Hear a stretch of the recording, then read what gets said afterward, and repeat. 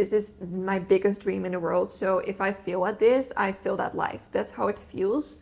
But do you hear how insane that sounds? How much pressure I put on something I haven't even tried yet. Of course, I don't want to start that thing. Like, of course, I don't want to start something that my entire life success depends on.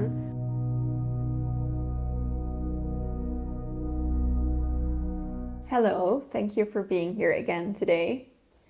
I have been going through a little bit of a transformative period lately, in the sense that I suddenly got so tired and fed up with myself, complaining and whining about me not being able to follow my dreams and somehow feeling blocked to do it and questioning if my dreams are even worth pursuing at this point. And I have just been thinking a lot about creativity and, feeling the call to do the work, to make art. I don't know, I just have a lot of thoughts about it, so I wanted to make a little video about it. And this is not going to be an advice video because clearly I am completely lost. I feel like I've gotten a little bit further in the past few months, so I'm going to share these insights with you. But other than that, this is mostly just going to be like a sharing of thoughts, and maybe you will find some recognition in it and maybe even some inspiration. But I thought it would just be nice to talk about where I'm at and sort of share an honest insight in the struggles of what it means to being creative and what it means to being a creative that is so visible online. And also share a little bit more about the project I'm currently spending all my time and energy on, which is my novel. But even saying that, it already feels a little bit like I am a fraud, and in this video I will explain why. But basically the gist of the story is that I have a dream of becoming a writer.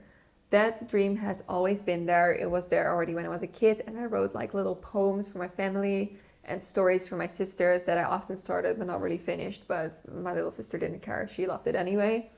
And as I got a little older, I thought that being a writer was not like a viable career choice. So I ventured more into copywriting and like magazine writing and all that stuff because it's a little bit more commercial.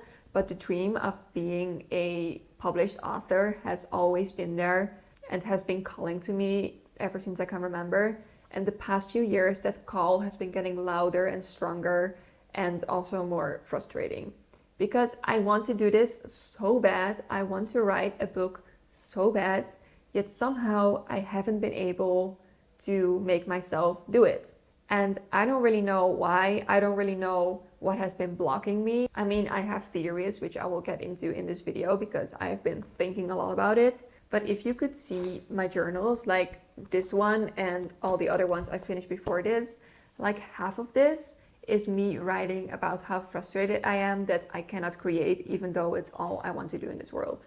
Like, I feel physical sort of build up in myself of wanting to create things, worthwhile things, getting my voice out there, making something I'm proud of. But I feel like I am not listening to that desire, to that call of my soul, if you will.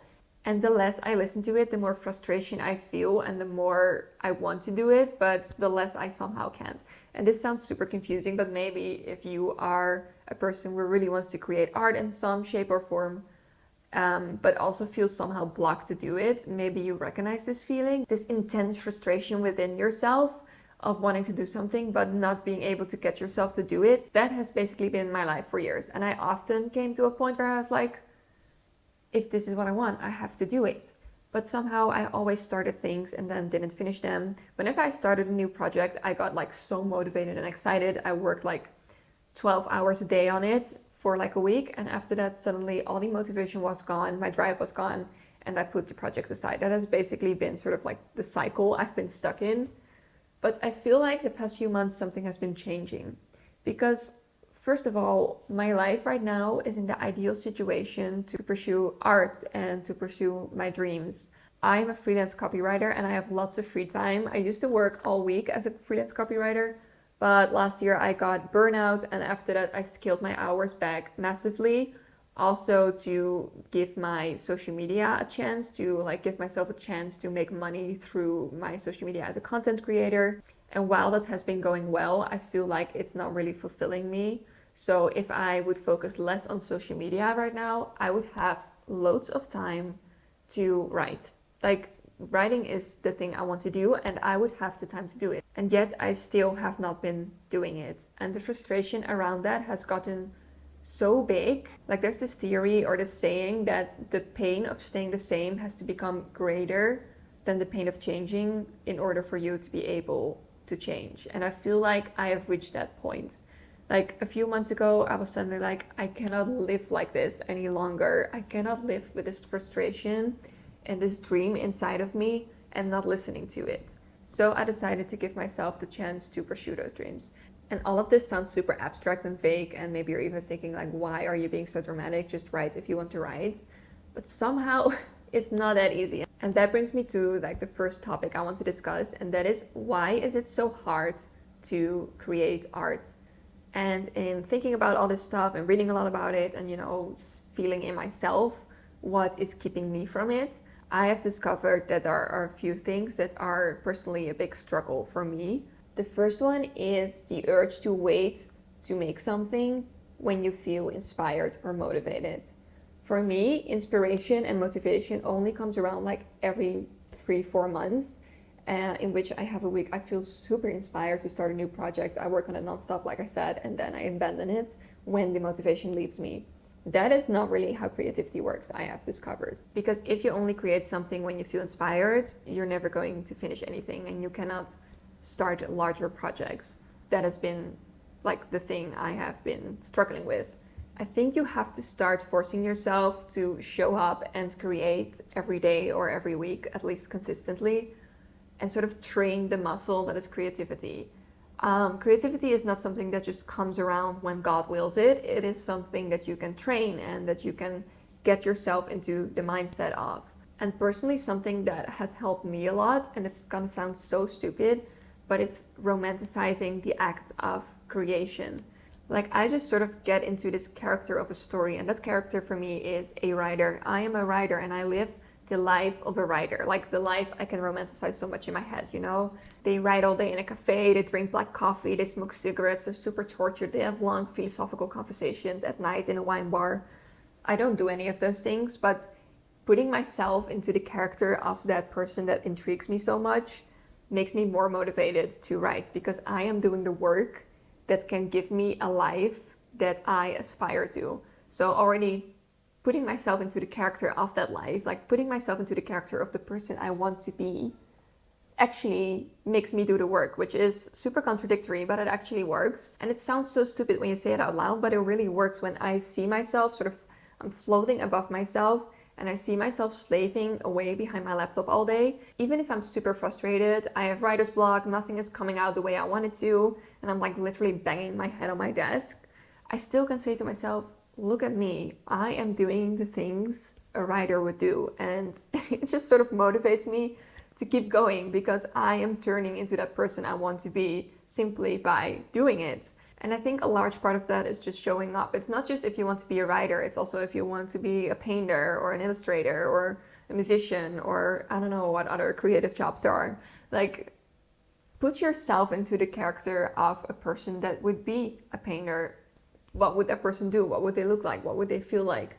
And just sort of play that role. And while you're playing the role, you're actually doing the work. So no matter how stupid it feels, it gets the work done. And that for me has been helping a lot. Another thing that is a big barrier for me when it comes to creating and creativity and doing the work is my perfectionism and the pressure I put on myself when I make something. It has to be perfect right away, it has to be beautiful, it has to be marketable, it has to be sellable. Otherwise, it feels like it's not worth doing. And of course, this is a lie told to us by capitalism. Like, everything we do has to be productive, everything we do has to bring in money somehow, or, visibility, success in some way or form. And that is simply not true, because creation in itself is a valuable thing to do. But this is something that is very hard for me to ingrain in my brain. I feel so much that when I'm just experimenting, trying things out, creating without a goal, I feel like I'm wasting my time. I feel like I have to pick the project that is going to be my bestseller book right away without, I don't allow myself to write a flop first, because I feel like I'm wasting years writing a flop. And in those years, I could be writing a bestseller. That is literally how my brain works. But that is not how creation works. That is not how acquiring any skill works. Like if I wanted to learn how to knit today, I wouldn't expect myself to make a perfect sweater right away. Like with something crafty like knitting, I don't have these high expectations of myself. Somehow with writing, I do, because it's my biggest dream in this world. So somehow in my head, I have to be perfect at it. Otherwise, why is it my dream, you know? So in that sense, writing gets so much pressure attached to it. It is my biggest dream in the world. And if I fail at that dream, I don't know who I am anymore. So I cannot fail. And all that pressure makes me too overwhelmed to even start. I'm so scared at failing that I'm just not starting at all. Because if you don't start, you can't fail, right? That is how it works in my brain. But every author ever or every other creative ever that has achieved something will tell you that the only way to achieve your goal is to start. You just have to start. And the start will be shitty. And maybe you will throw some work away. But you will get better along the way. And you will figure out along the way. And speaking of taking advice from like successful people or like people in the field that you want to be in as well, I've been watching a lot of videos on Skillshare lately on this topic as well for some guidance, and they're also the sponsor of today, so I just wanted to tell you a little bit more about them and suggest some of the videos that have helped me surrounding the topic of creativity and productivity and writing. If you don't know Skillshare yet, they are the largest online learning community with thousands of videos on different topics for creatives, made by creatives. So anything you could want to learn, from writing to editing to video making to productivity to just creativity in general, there are videos for literally every topic by different creatives on there. A video I found really helpful to watch to get into like the creative writing mood and sort of train yourself to think with a writer's brain is a video by Robin Walden. It's called Fictionalize Your Life, How to Keep a Writer's Diary. So he talks about how he started getting into the mindset of a writer by writing about his life in his diary as if it's fictional, which was super interesting to me and really changes the way I look at my journal and the way I write in it. But there's a lot of other videos as well that are really helpful for the topic I'm talking about here. The author Mila Goldberg made a creative writing bootcamp, which really helps you to even get started. If you have no idea where to get started with writing, that is like the video to watch. So if you're in the same place as me and want to get that productivity going, Skillshare might really help you. And I have a link for you in the description below that gives the first 500 people to join a 1-month free trial of Skillshare. And I really recommend doing that because there's so much valuable knowledge on there. To structure this video a little bit, like in some way, I asked you guys on Instagram if you had any like topics you wanted me to discuss surrounding creativity and writing, and if you had anything you struggled with specifically, so I could sort of give my vision on that, even though I will stress again, I am not an expert because I'm still figuring it out, but I thought it would be fun to discuss together so we could at least help each other out, know you're not alone, and, you know, inspire each other in that sense. And one of the things that came up from you guys was topic of procrastination and the guilt you can feel when you're not creating, even though you want to or you should. And I think this is something I struggle with the most, maybe, because that is where all the frustration comes from. And it's really just a form of guilt I feel for not listening to my dreams. I feel like when you not listen to your dreams, you're literally telling yourself like you are not worthy enough to make your dreams come true. And that is the worst thing you could say to yourself. You would never say that to your friends or your family. If your friend had a dream, you would hype them up so much and support them in pursuing that dream. Why don't we do that for ourselves? I think that is the guilt we are feeling when we are not doing the work we want to do. So why do we procrastinate? For the longest time, I thought I was just lazy and unmotivated, and I had a lack of discipline when it came to working. But as the years got on and the more I thought about that, I realized I do not have a lack of discipline because I work so hard for my job, for things that have a deadline, for things I do for others. I am so disciplined. I can work for hours on end. I do not procrastinate at all. So I know that's not the issue. Somehow it's only an issue when it comes to the things I want to do for myself.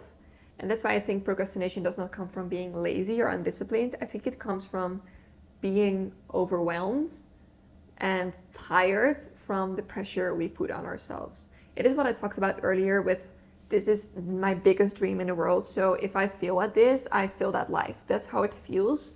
But do you hear how insane that sounds, how much pressure I put on something I haven't even tried yet. Of course, I don't want to start that thing. Like, of course, I don't want to start something that my entire life success depends on. Of course, I'm going to push that away because so much depends on that. I will do that thing when I feel ready to do it and when I feel sure that I will be successful at it. But the thing is, that moment is never going to come. That moment is only going to come if you do the work and fail a few times and then try again and get better. And then you get to the point where you can, create something successfully. So I think procrastination really comes from putting way too much pressure on yourself and the thing you want to do and letting that overwhelm you and tire you out. And then you feel like you cannot do it because, oh, you're so tired and overwhelmed. It's probably not the right moment to do it. And then, of course, all of that leads to guilt because you are constantly procrastinating. You are not disciplined when it comes to following your dreams, so you feel guilty towards yourself.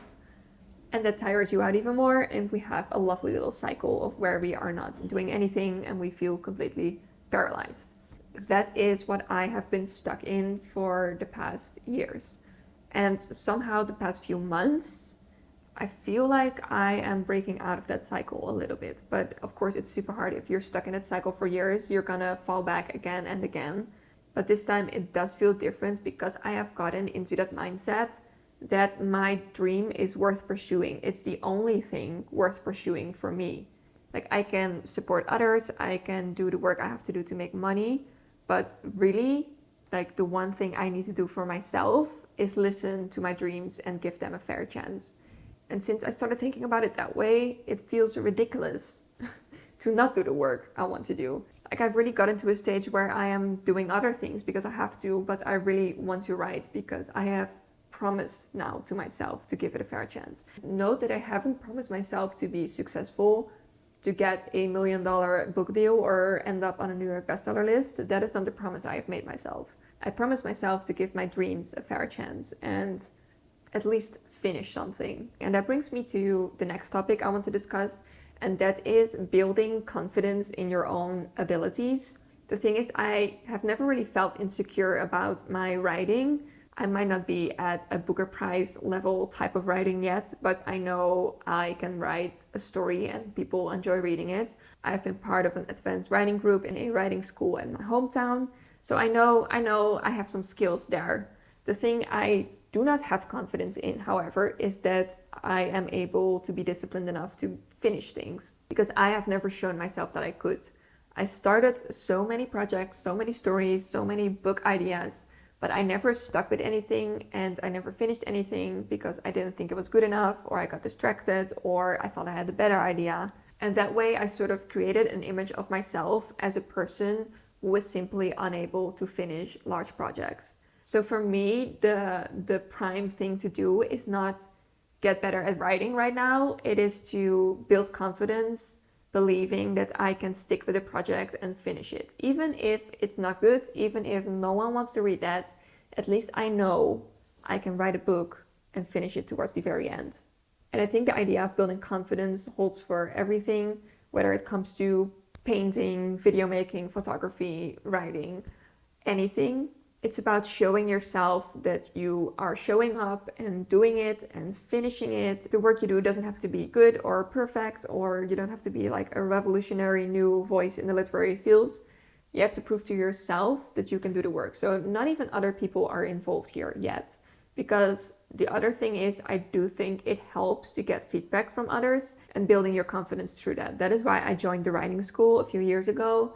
It was one of those writing clubs where you would hand in your work and others would so as well, and you would give each other feedback on that work. And there was also like a teacher with experience that would also provide you with feedback. So first of all, I would get some idea if my work was even good or had potential, but I also felt confident that I was actively improving myself with the help of feedback from others. And I actually got so much better at giving feedback and reading critically through that writing group as well, to the point that now when I read books for enjoyment, I am so much more critical when it comes to the writing, which actually is a little bit sad sometimes because I also like to read really cozy, fluffy, just purely entertainment type of books. But now I cannot shut that part of my brain off that sees that the writing is just not that good. So there's two sides to that, but it has been super useful in building confidence as well when it comes to the skill of writing in general. And that also holds for painting, illustrating, editing, whatever. Get someone who has experience as a professional to provide you with feedback and also tell you if it's good and what's good about it, because hearing that really boosts your motivation so much and it will inspire you to keep going again. So that brings me to the topic of validation, which I kind of already talked about. But I also got a lot of questions from you guys about finding the bravery to share your work, especially online to a large audience that can often be, unfiltered or just straight up mean. And you guys were interested in how I did that, how I built my platform as an online creator, and how I have the confidence to put myself out there in that way. And the answer to that is going to sound so superficial, but I think it's true for a lot of people. The thing is, I was always extremely scared of being myself. I struggled with this a lot as a teenager. I hid my true self to fit in. Like, I wanted to be more creative. I wanted to, explore my fashion sense. I wanted to explore my hobbies, but I felt like that would put me in a spotlight I didn't want at that moment. So for years, I pushed that side of me away and sort of created the idea in my head that my true self was embarrassing, or at least not, normal in society. And it took me a while to find my true self back after all that. And social media has helped a lot with that. I started posting creatively on social media when I was quite young. I think I was like 16 or 17. But back then I was still super embarrassed of showing that side of me. So my account was like secret and my friends and family didn't know anything about it. And I would get so stressed every now and then that I would delete everything. And then a few months later, I would get the urge again to start something. And that was sort of the cycle. But as I got older, through work and other stuff, I met people that were super creative, were writers, content creators, and were just really themselves. And that sort of showed me what could be possible if I was myself as well. So slowly, I started being myself a little bit more and more. Also online, I shared more of what I created, my style, all that stuff. And the more I dared to do, the more people reacted to it and the more people resonated with it, because I really think that people are drawn to originality and like your true, unique, authentic self. So it sort of became this thing where I started to get a little bit of validation from strangers on the internet, which gave me more confidence to be even more myself. So it sort of became this thing where both started to lift each other up. The more I dared to explore my unique sense of style and unique voice, the more people responded to it, the more confident I felt, and so on. So it feels really superficial to say that validation on the internet really works to build confidence, but it just does. It's just true. If you do something and you see that people like that you do that thing, of course you're going to think to yourself like, hey, maybe what I'm doing is worth it if people are loving it so much. I think that's a completely human reaction to have. But it also makes starting from point zero super hard. I know that like no other. I was so scared at the start that people would find out that I was posting on Instagram like I was some tortured poet. Like, oh my God, I would be shunned from society. That was what I thought for the longest time, until I started gaining a little bit of a following. And suddenly I got into my head like, maybe it's cool what I'm doing because people are responding to it. You just have to get over that little first hump of feeling like you are doing something ridiculous and people are going to make fun of you. But you just have to ask yourself, do I want to put my dreams aside for the rest of my life? And do I want to live my life according to the opinion of a few people that do not want the best for me? A few people that may not even know me. If you get into that mindset, it becomes so much easier to put yourself out there and create. You are doing this for you. It's literally your life. And if you're going to spend the rest of your life according to the opinions of others, then you just spend your whole life not doing what you wanted to do. And it's literally the only life you have. Like, do you really want to let yourself be stopped by that? The answer is no, you don't. So yes, it takes some bravery to get started, but just one compliment from someone else might give you the confidence to keep going and go even further and see where taking that chance might bring you. And you are only going to find the path that is meant for you, the opportunities that are meant for you, the people that are meant to be in your life, if you put yourself out there.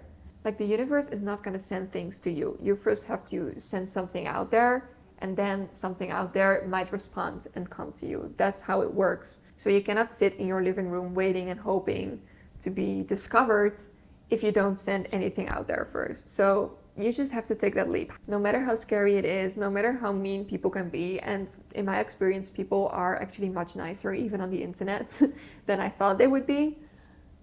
You have to take that leap for yourself, for your dreams, and living your life according to your dreams. Somehow this is becoming an advice video. I don't know how that happened. Maybe I know more than I think. I just wish I listened to my own advice a little bit more often, especially when it comes to the next thing, which is creating a balance between creating for social media and creating creative stuff outside of social media. Like, obviously for me, this is a big struggle because I have a very big platform that demands things of me, but I think it is becoming a problem for every creative out there, because that's just how the world works right now. If you're an author, you have to have a large following, otherwise a publishing house will not take you. They want you to be able to market your book so they don't have to do that work. If you're a musician, you have to have a large following, preferably on TikTok, so that you can make your song go viral and the record label does not have to do that for you. And I'm sure the same thing holds for painters, photographers, maybe a little less, but it is surely easier to sell your work and make a living if you have a following on social media. That is just the cruel truth of today's world. So I'm sure a lot of creatives really struggle with the balance between, putting themselves out there online and actually doing the work they want to do that made them go on social media in the first place. Like, a large motivation for me for creating on social media has always been the long-term vision of having a following that might possibly want to read my book that I write. But now social media has taken up such a large part of my time and creative fuel that I don't actually have the energy left to write the book, which is so ironic. And I think a lot of people recognize this. You spend so much time creating for social media that you do not actually have the time left to do the work that you are promoting on social media, if that makes sense. So I don't really have any advice on this for other creators other than don't fall for the trap of thinking that social media is the end goal. I mean, if you want to be an influencer, sure, it is the end goal. But if you want to be an artist or a writer or, like me, then social media is a tool to make your work marketable and commercial. And that's all it is.